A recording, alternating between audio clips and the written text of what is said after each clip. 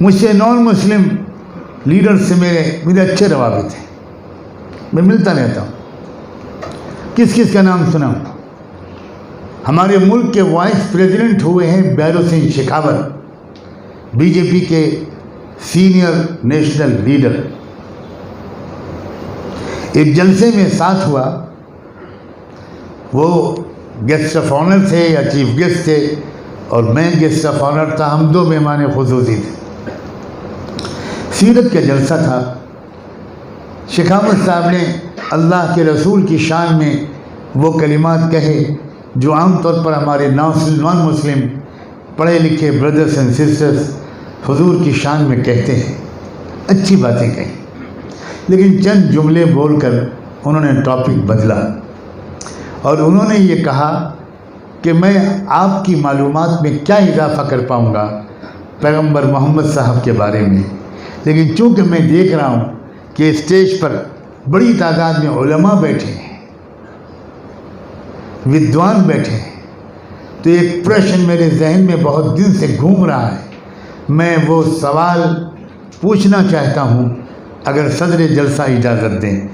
صدر جلسہ ایک بڑی بزرگ شخصیت تھے راجستھان کے، حضرت مولانا عبدالرحیم صاحب نقشبندی۔ انہوں نے کہا ضرور۔ تو شیخاوت صاحب نے کہا کہ وہ سمپلی وہ سوال یہ ہے کہ اسلام کو تھوڑا بہت میں نے پڑھا ہے، اس ادھین کے یا اسٹڈی کے نتیجے میں آج تک میری سمجھ میں یہ بات نہیں آئی کہ وہ قوم غریب کیوں ہے جس قوم کے پاس زکوٰۃ جیسا سسٹم موجود ہے۔ آئی فیل ٹو انڈرسٹینڈ اٹ، ان کا میری سمجھ میں نہیں آتا، اس لیے کہ زکوٰۃ جیسا سسٹم کسی بھی قوم کو تھوڑے دن میں غریبی سے کی سطح سے باہر نکالنے کے لیے بالکل کافی ہے۔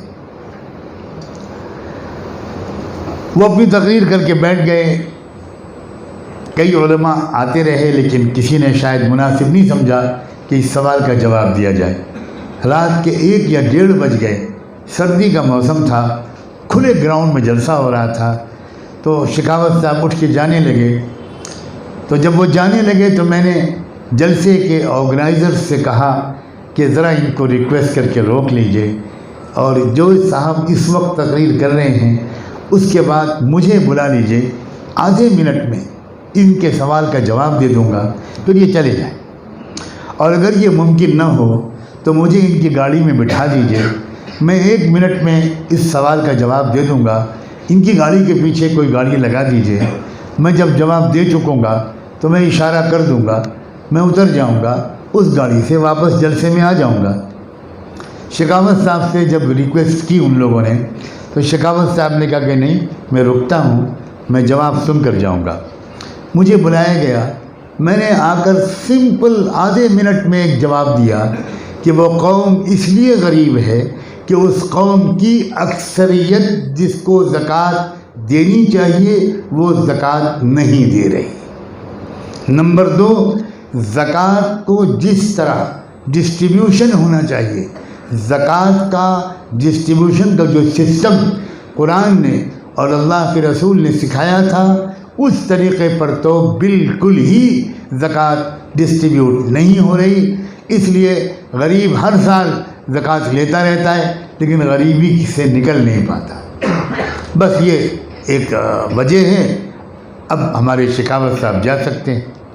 تو یہ جواب سننے کے بعد شیخاوت صاحب نے آرگنائزر سے کہا نہیں، اب ان مولانا صاحب کی پوری تقریر کرا دیجئے، میں سن کر ہی جاؤں گا۔ چنانچہ مجھے کنٹینیو کرنے کو کہا گیا۔ اللہ کا شکر ہے، اللہ کی توفیق سے بہت کھل کر تقریباً گھنٹہ 1.5 گھنٹہ میں نے اپنے دل کا درد نکال کر رکھا۔ اس میں شیخاوت صاحب سے یہ بھی کہا میں نے کہ جب آپ کو یہ یقین ہے کہ زکوٰۃ غریبی اور پاورٹی کے ایلیمینیشن کا سب سے شاندار طریقہ ہے، تو آپ خود اس سسٹم کو، اس ملک کی غریبی کو دور کرنے کے لیے کیوں نہیں قبول کرتے؟ کیا رکاوٹ کیا ہے؟ جب آپ مانتے ہیں کہ دس از دا بیسٹ سسٹم تو پھر آپ کیوں نہیں قبول کرتے؟ اور پھر اس کے بعد آگے چل کر میں نے اور بھی بہت کچھ کہا. میں نے یہاں تک کہا کہ بات صرف زکوٰۃ کی نہیں ہے. میں تو شکاوت صاحب نماز کے بارے میں آپ سے کہتا ہوں.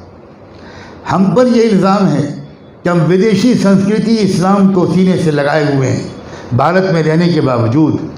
لیکن اس سے بڑھ کر جہالت اور جھوٹ نہیں ہے. آپ گیتا کا 6واں ادھیائے کیوں نہیں پڑھتے؟ آپ دیکھیے کہ نماز عربی زبان کا لفظ نہیں ہے، نماز پرشین زبان کا لفظ ہے.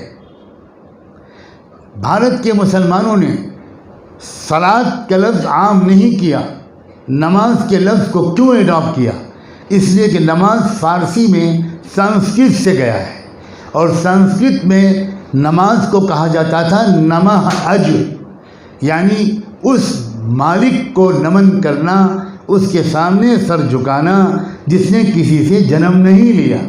لم یلد ولم یولد، اس نمہ اج سے فارسی میں نماز بنا. جب بھارت میں اسلام کا انتم سنسکرن فائنل ایڈیشن قرآن آیا، محمد الرسول اللہ کی تعلیمات آئیں، تو یہاں مسلمانوں نے بڑا ویژنری فیصلہ کیا کہ اگر ہم صلاۃ کے ورڈ کو یوز کریں گے تو یہ سمجھیں گے کہ یہ عرب میں دی گئی کسی عبادت کا نام ہے. اس لیے یہاں کے علماء نے صلاۃ کے لفظ کے بجائے فارسی کے لفظ نماز کو یوز کیا، تاکہ یہاں یہ میسج جائے کہ یہ آپ کی چیز ہے، پہلے آپ کو ملی، ہم کو بعد میں ملی. میں نے یہ ساری باتیں شکاوت صاحب کے سامنے کہیں، اور میں کیا کیا آپ کو سناؤں.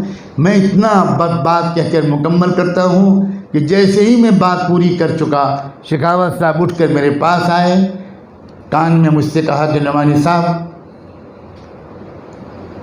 میری آنکھیں رو رہی ہیں، میرا دل ہل رہا ہے، جی چاہ رہا ہے کہ آپ کے چرنوں پر اپنا سر رکھ دوں، لیکن لوگ اس کو راجنیتک چال سمجھیں گے کیونکہ میں ایک پولیٹیکل پارٹی میں ہوں، اور میں آپ کو راجنیت کی گندگی میں نہیں لانا چاہتا.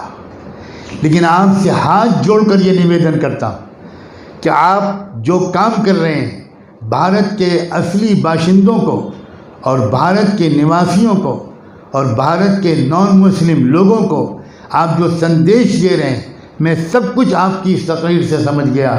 میں ہاتھ جوڑ کر آپ سے درخواست کرتا ہوں کہ اس مشن کو بند مت کیجیے گا. میں قسم کھا کے کہنے کو تیار ہوں کہ صرف اور صرف اور صرف آپ لوگ اس دیش کو بچا سکتے ہیں. پتا پتا بوٹا بوٹا حال ہمارا جانے ہے، پتا پتا بوٹا بوٹا حال ہمارا جانے ہے، جانے نہ جانے گل ہی نہ جانے باغ تو سارا جانے.